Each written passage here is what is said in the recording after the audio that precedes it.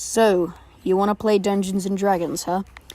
Maybe you've got friends who are into it, or maybe you just watched a video on it and want to know what it's all about? Well, you've come to the right place. This is a video series, which may or not be completed at this stage. We'll introduce new players to the rules. However, you should keep in mind that the best way to learn is through play, so don't come from this series thinking you're D&D Dumbledore.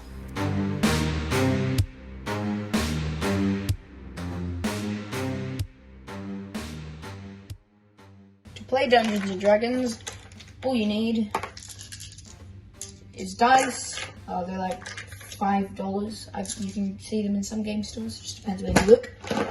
And rules. I'm going to be showing the most prominent option here. I have two budget options in my super secret compartment. But we'll go over this first. The Player's Handbook. This is basically, as a player, if you never want to DM or anything, this is all you'll ever need. It has every class, every race, aside from ones in, like, I guess you could call them DLC books, would be a way to describe them. All the rules, all the backgrounds, all the equipment. The only equipment it doesn't have is magic items, but that's really for DMs anyway, so it doesn't matter. All the spells. As a player, this is all you'll ever need. Problem, it costs $60, and especially if you're just getting in and you don't even know whether you're going to end up liking it or not, maybe not the best option. So, we have two other good options, and I've just dropped one of mine. We have the starter set. Mine's pretty torn up. This is actually what I started with. It comes with this rule book, which doesn't, by the way, tell you how to make characters, but there's a reason for that. Because it comes with 6, I think, pre-made character sheets, just like this one, although it's worth mentioning. They're printable off for free from the D&D website. And it comes with an adventure, The Lost Mine of Phandelver. It's pretty decent. I've played it before. I haven't finished it, but it's okay. But we're talking about players, so it's pretty unimportant. And it finally comes with this set of dice, which they look alright, but it is worth mentioning that there's only 6 dice. I mean, you can still play with it, because the dice that's missing is the extra 10-sided dice that you use on the occasion you need to roll a percentile. But yeah,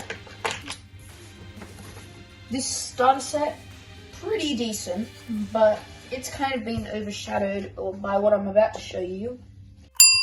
The Essentials Kit. Okay, the Essentials Kit has rules for character creation. It doesn't have every class and race, but it has a fair few. I should say it's bound, so you don't get this horrible mess.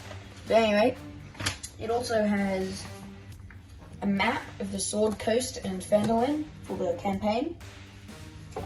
These cards, which come in this nice box, which they have all sorts of like magic items and crap on them. Couple of character sheets, I don't know how many, doesn't really matter, they're printable for free anyway. And the Dragon of Ice by Peak, also bound. This adventure's pretty decent. I've played a tiny bit of it. I think it's probably better than Phandelver, but yeah, and I should say it's, one thing that's nice about this adventure is it's made so that it's possible to play with just one player, one dungeon master. But once again, inconsequential as a player, really. But we're not done. We're not close to done. Because we have these hefty load. I got them on, I think. But I think this is 11, dice. In my opinion, they look better than the blue dice, but obviously that's just personal preference. It is worth mentioning that this has more than the average set. This has less than, these have less than the average set, so just worth mentioning. Essentials Kit generally goes for more than the starter set, no matter where you look. It goes from anything from like $30-ish to like $40-ish. You can, if you get lucky, you can get it for like $20 though. So yeah, just depends where you look. Okay, I think as a new player, you want to know whether you actually like the game. So your options are either A, if you have friends that already play, just play a session, ask them to run a one-shot or something for you. Don't buy anything, just show up and play the game. And yeah, but otherwise, before you sink $60 to the player's handbook, choose one of these. I think if you got the little bit of extra money to spare, go for the Essentials kit. Starter set is okay, but the Essentials kit is far better in my opinion. So yeah.